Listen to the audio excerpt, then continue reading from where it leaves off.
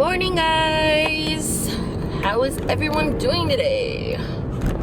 So this morning I am going to meet up with my friend Gio.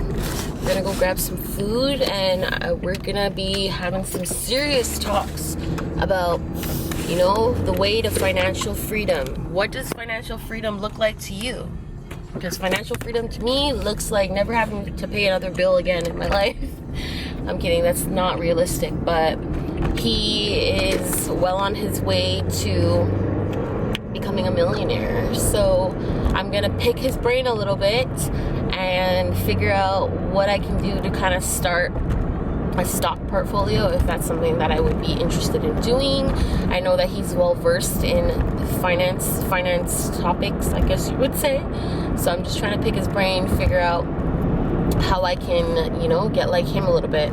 I feel like it's so important to surround yourself with people who are doing well in life and people who are, you know, on the track to do what you want to do, if not better than you. That's super important. So I am going to pick his brain, and this will be good information for you guys to know as well, and maybe we can be six-figure earners together, you know? So I will see you guys in a bit once I get Gio. So I got Gio here with me. I already told them I'm picking you up, so they already know the drill, you know? But yeah, so we're gonna go grab some food and just talk about like financial stuff. Yep. Got some advice. I want to know like more about like stocks and like all that kind of stuff.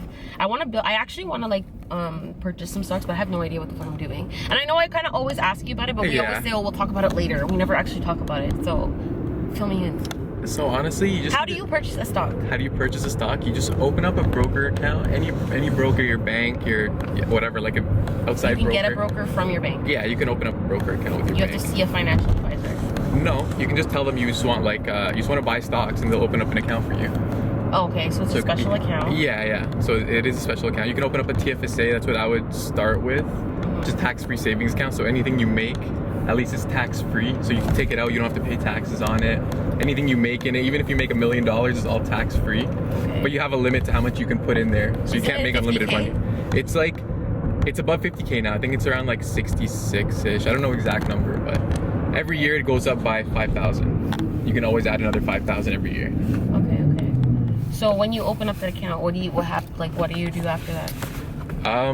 Deposit money first of all. Can't see your face. Sorry. Yeah, you deposit some money. And what amount can you do you start with when you're trying to? You can start with really anything. You can start with $10, $100. I wouldn't suggest starting. Idea, you know, it's safe. Yeah, like honestly, that's what I would suggest starting with. Like start with like something that you're comfortable with, like $100. Throw it in there, and then just you need to experiment. Honestly, like the only way you're gonna learn is if you throw some skin in the game, put some money out there.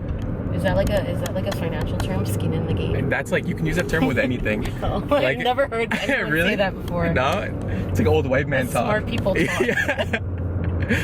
So, okay, you throw some money in the account. Yeah, so you just, honestly, you should just buy something and just watch it and see what happens to it. Because the only way you're gonna actually be interested. Yeah, but don't you have to okay, is purchasing stocks the same as trading?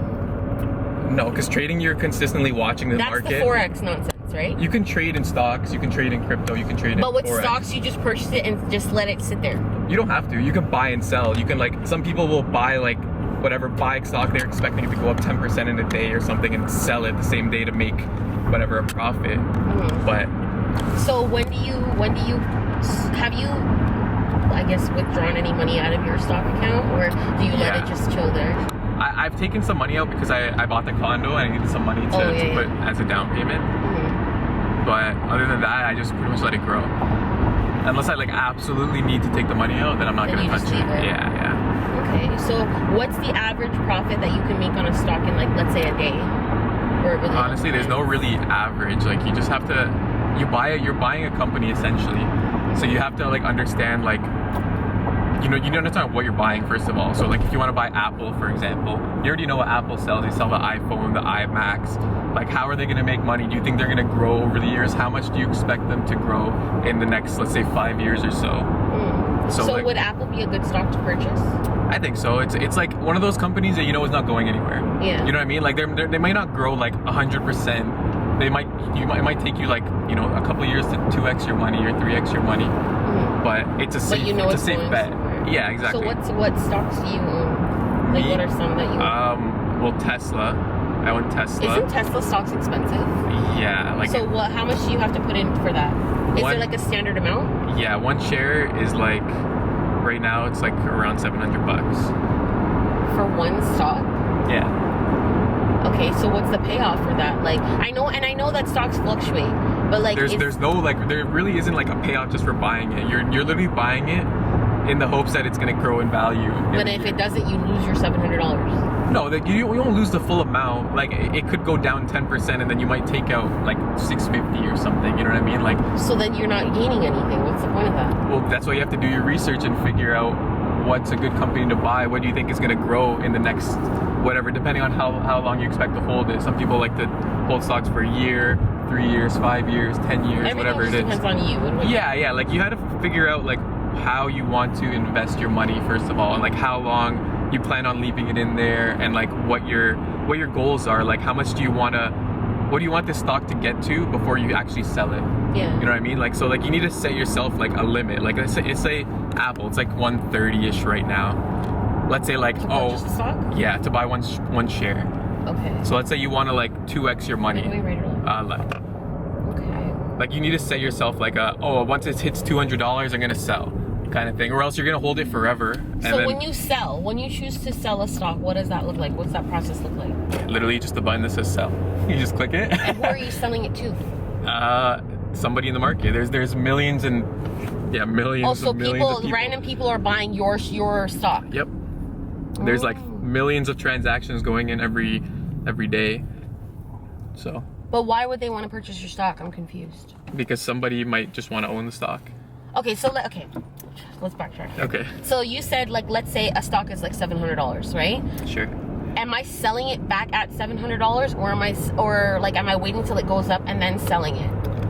Yeah, well, you want to make a profit. That's like the whole point of it. So you wouldn't sell it for $700. Can you set the price that you want to sell it at? You can set like a limit. So like, if it doesn't hit this number, it's not gonna sell off. But like, what if it doesn't hit that number? It's gonna just, you're gonna just have that sell order on there, and it's never gonna sell. Okay, that makes sense. So you have to kind of obviously when you want to sell, you have to kind of get close to the market price, whatever the market's going at. So how do you explain this like cryptocurrency thing? How does that work? And is that the same as Bitcoin? Yeah, Bitcoin is a cryptocurrency. Okay, and I heard that's good. Like, that stuff is good. Yeah, it's pretty much like money that isn't controlled by governments or really people at all. It's all based off like computers and algorithms and just different weird things. Like, it's just the internet controls this money. Okay, so what I've been told, or I don't know if I'm misinformed, but with Bitcoin, you just kind of like, you put the money in and you just kind of like watch it do its thing, kind of like a stock, right? Yeah, but the thing with Bitcoin and cryptocurrencies in general is like, there's like a lot of hype around it. So like, literally, like, and it's happened in history before crashes, with Bitcoin. Right? Bitcoin can crash 80% in a day. Not in a day, but like, it can crash 80% very quickly. You know what I mean? Like, that happened the other day too? No, it didn't crash 80%, but it went from like 65,000 to 55,000 in like 2 days. So you lose all on that money then? If you bought at 65,000, yeah, you lost 10 grand. And you won't get it back? Well, if it goes back up. Personally, I think Bitcoin will probably hit like $100,000 at the end of this year. But there's no telling, really. So if you purchase 10K, like, worth of Bitcoin or whatever, yeah, and it goes up, then you're getting what? I don't really understand how this stuff works. I'm confused. You're getting money. But you're getting more than you put in. Of course, yeah. So what would you think it would be better for someone like me who doesn't know anything about this stuff? Do you think it'd be better for me to purchase stocks or cryptocurrency? I think stocks are definitely much safer, in my opinion. Yeah, I wouldn't touch crypto because it's just so volatile. It can move in any direction, any time, any day. It's always open. And then I know I'm gonna freak the fuck out because I'm gonna lose my money. That's the thing. Like, I'm fucking pissed off. The only reason I invest in cryptocurrency is because I have a little extra money just to play with. So I just wanted to like experiment and learn a little bit in that space. But personally, I would say stick with stocks. Start with stocks that you know, that like companies that you, like, for example, things like you use. Like, you can buy Toyota stock. just as an example, or Facebook stock or whatever, you know, like find things that you actually are interested in and buy those stocks. And then at least like when you want to like research the company and like look at what they're doing and what their business is about, you're actually interested because like you like the company and you use the products and like you actually kind of understand like what they do and how they sell their products and what their products are used for and whatever what it is. Like Facebook, like you use Instagram, you use WhatsApp, you use Facebook. But are those good stocks to buy though? I don't want to just buy it just because I like it. That's what you have to do, the research and figure that out for yourself. Personally, I own Facebook myself. I love Facebook. I think it's amazing. Like it connects so many people. Are you making money off that stock? Yeah, like since I've owned it, it's grown for sure. And like Facebook's not going anywhere. Like really, like Facebook's one of those companies. They have zero debt.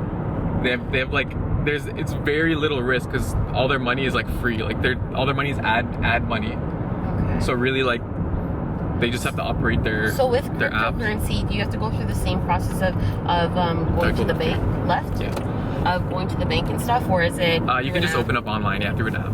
Okay. But even stocks, you can open up like you can go through an app and open up a stock portfolio. What's that app called? Wealth Simple. That's the one that's on all of the ads and shit that I've been seeing, but I don't know if it's any good or not. So which app do you have? I have one that's called Interactive Broker. It's a little bit more technical, like when it comes to like numbers and charts. You have to know what you're doing. I don't know. Like you're gonna look at it and be really confused at first. Yeah, probably. I'm not good with numbers and stuff. Like that's like fucking like foreign territory to me. Like I don't understand. Honestly, if I was you, just open up an account with the bank just to get started. Buy some stocks just to like experience that and learn that. Yeah. And then I think once you actually have some money in there and like you have something to lose, you'll be more interested and you'll pay more attention to what's actually going on. That's how I started. Like I try to learn about stocks with fake trading accounts and all this, and I never really got interested until I actually put money in there. Because then I was like actually like emotionally invested too. You know? Yeah, exactly. $1,000 or whatever. Yeah. X amount of money. Which like you don't really want to be emotionally invested when you're like investing in general. But go left right here. Or right, sorry. So okay, in this plaza? Yeah. So okay, what do you, just like, you know, for like all the broke people out here like myself, what do you think is like, do you think that you should not have a certain amount of money in, okay, what I'm trying to ask is, do you think you should have a certain standard amount of money in your checking account versus your savings account? And do you think that you shouldn't have too much money in your savings account?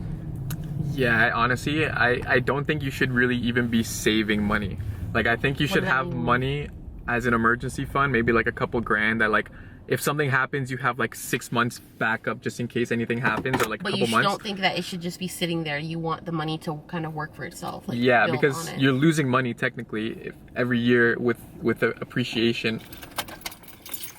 Okay. No, that makes sense. I was talking to my mom about that too the other day because I opened up a bank account for the kids and she said the same thing. Like, you should open up a no, it's not that one, the RESP. RSP, yeah. Yeah, that account, so that the government matches 50% of what you put in. Because if you're just putting the money there in a standard checking account, all it's doing is just sitting there, and then those fees and stuff come out monthly, but you're not actually building anything on it. It's just sitting there. Yeah. So it's kind of like a trap, kind of. Yeah, and every year, because new money is printed and like whatever else, things are getting more expensive, your dollar is losing value every year. So like you're losing money, but the number looks the same. So most people just saving money are just losing money technically every year. Yeah, I need to figure out. So at least RRSP, like the government invests your money for you. Yeah. So that way, like, it's still growing like a couple percent every year. It's a little bit safer because it's like safer investments and shit. Yeah, invest your money, guys. Always invest your money. Thanks for the talk. Pep talk.